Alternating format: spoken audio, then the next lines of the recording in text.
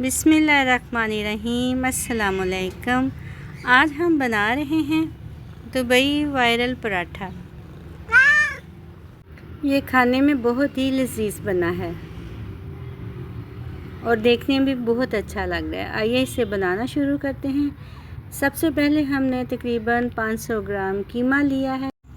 Beef कीमे को हमने चॉपर में शामिल किया है। उसमें 2 टेबलस्पून हमने सूखा धनिया शामिल किया है और 1 टेबलस्पून इसमें ज़ीरा शामिल कर दिया है। 1 टेबलस्पून ही लहसुन और 1 टेबलस्पून अदरक शामिल किया है। 2 अदद प्याज को हमने बारीक चॉप कर लिया था और उसमें से पानी निकाल लिया था, वो भी इसमें शामिल किया है। फ्रेश चिली ग्रीन और रेड शामिल की है। हाफ़ टी स्पून हमने इसमें रेड चिली, नमक हस्ब ज़ायक़ा शामिल कर दिया है। अच्छी तरह से हमने इसको मिक्सचर में ब्लेंड कर लेना है। हाथों पे ऑयल लगाएंगे और नरम हाथों से हमने कबाब तैयार कर लेने हैं। जितनी अच्छी तरह से हमने इनको बनाना है।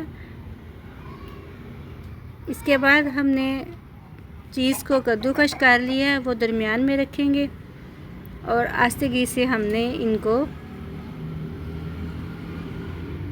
गोल कर लेना है, जिसमें अच्छी तरह से चीज़ हमारी जो है वो नज़र ना आए। फिर हमने नरम हाथों से ही इसको थोड़ा सा फैला लेना है और इसको गोल शेप दे लेनी है। इसी तरह हमने एक एक करके सारे कबाब तैयार कर लेने हैं। ये कबाब तकरीबन 120 या 100 ग्राम तक तैयार हो गए हैं। हमारे कबाब हो गए हैं तैयार। अब हमने ग्रिल पैन में ऑयल शामिल किया है और कबाबों को फ्राई करेंगे। बहुत ही लो फ्लेम पे हमने इनको फ्राई करना है ताकि ये अंदर तक पके हुए हों और जो हमने इसमें चीज़ शामिल की है वो भी अच्छी तरह से पिघल चुकी हो। जब एक तरफ से पक जाएंगे तो हमने आहिस्तेगी के साथ इनकी साइड भी चेंज करनी है ताकि दूसरी तरफ से भी ये अच्छी तरह से पक जाएं। क्योंकि हमने इनको लो फ्लेम पे बनाया है, इसलिए ये बहुत ही नरम से और जूसी से कबाब तैयार होंगे। जब कबाब अच्छी तरह से पक जाएंगे और अंदर तक अच्छी तरह से नरम भी हो जाएंगे तो हम इनके ऊपर एक एक चीज़ का पीस रख देंगे। फ्लेम को हमने बंद कर देना है। कबाब हमारे क्योंकि गर्म है इसलिए वो खुद ही पिघल जाएगी। इसके बाद हमने फ़ाइन आटा लिया है, उसमें 1 टीस्पून नमक शामिल किया है। 2 टेबलस्पून हम इसमें कुकिंग ऑयल शामिल करेंगे। अच्छी तरह से इनको मिक्स कर लेंगे ताकि नमक हर तरफ अच्छी तरह से इसमें मिक्स हो जाए। ऑयल को भी इसमें अच्छी तरह से मिक्स होना चाहिए।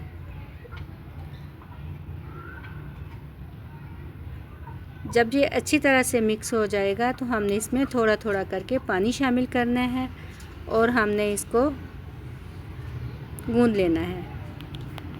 फ़ाइन आटा जल्दी गूंदा जाता है, इसलिए हमने इसको थोड़ा सा रेस्ट देना है।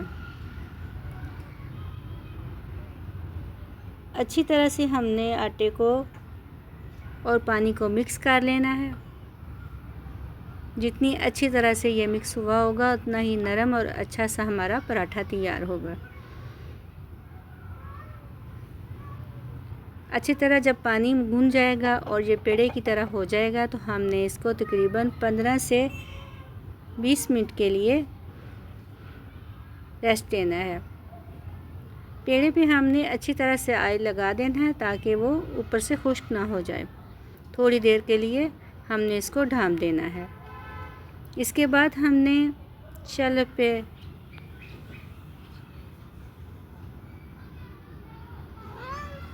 आटा लगाया है और फिर हमने इस पेड़े के हिस्से कर लेने हैं। हमने इसके तकरीबन 6 हिस्से किए हैं। इसके तकरीबन 6 पराठे तैयार होंगे।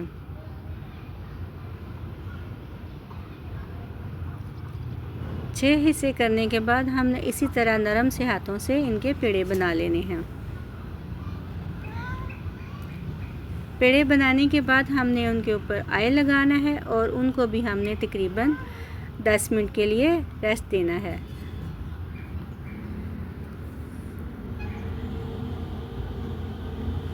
रेस्ट देने के बाद हमने फिर दोबारा ऑयल लगाएंगे और हमने रोटी की तरह इसको बेल लेना है।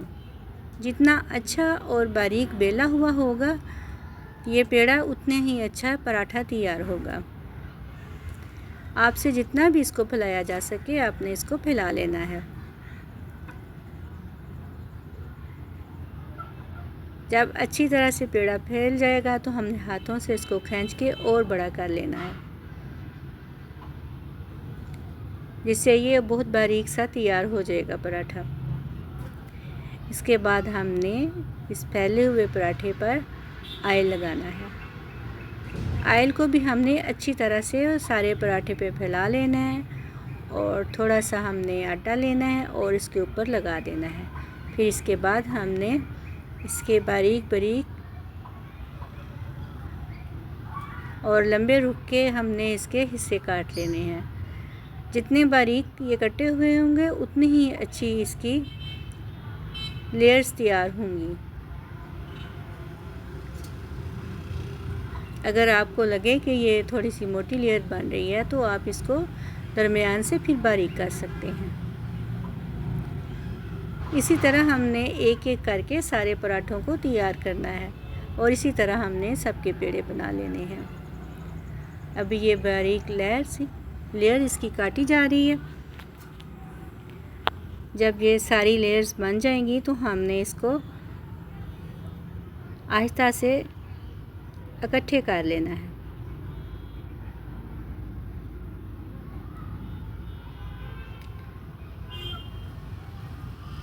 लेयरें हमारी अच्छी तरह से काटी जाएंगी तो हमने इसको अच्छी तरह से इकट्ठा कर लेना है। आहिस्ता से हमने इनको इकट्ठे करते जाना है, जिससे ये एक लंबा सा रोल सा बन जाएगा। जितनी अच्छी तरह से ये लेयर्स तैयार होंगी इतना ही अच्छा और मज़े का क्रंची पराठा तैयार होगा। जब ये इकट्ठी हो जाएंगी तो हमने थोड़ा सा इनको और खींचना है और हाथों पे लपेट कर इसका पेड़ा तैयार कर लेना है।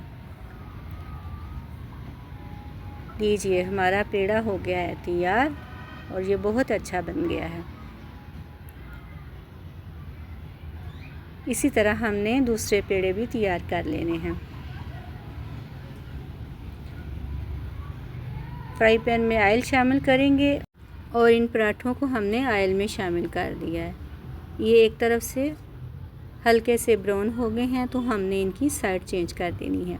इनको भी हमने तकरीबन लो फ्लेम या मीडियम फ्लेम पे ही रखना है ताकि ये अच्छे से अंदर तक पके हुए तैयार हों। इनको भी हमने पेड़े बनाने के बाद तकरीबन 20 मिनट के लिए रेस्ट दिया था। अच्छी तरह से ये गोल्डन ब्राउन हो जाएंगे। अगर आपको लगे कि इनकी साइड कच्ची है तो आपने इनको इस रुख का रख के थोड़ा सा पका लेना है, जिससे इसकी साइड भी चेंज करते रहेंगे। इसके बाद हमने इसमें जो सॉस इस्तेमाल की है वो शामिल करेंगे। 3 टेबलस्पून हमने इसमें केचप शामिल किया है, 2 टेबलस्पून हमने इसमें मेयोनीज शामिल की है और तकरीबन 2 टेबलस्पून ही हमने इसमें चिली गार्लिक सॉस शामिल कर दी है। हाफ़ टी स्पून हम इसमें ब्लैक पेपर शामिल करेंगे।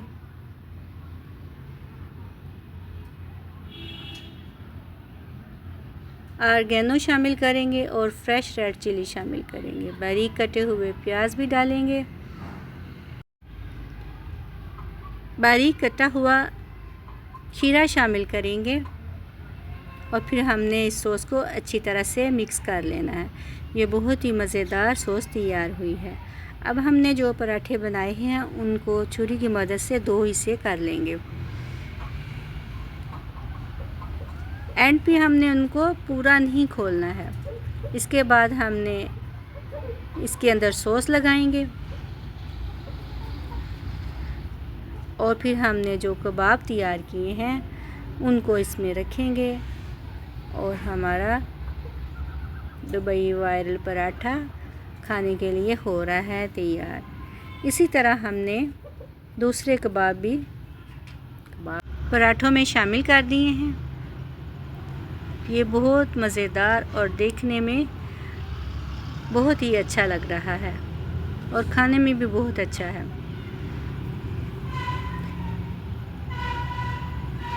इसी तरह हमने और भी पराठे तैयार किए हैं।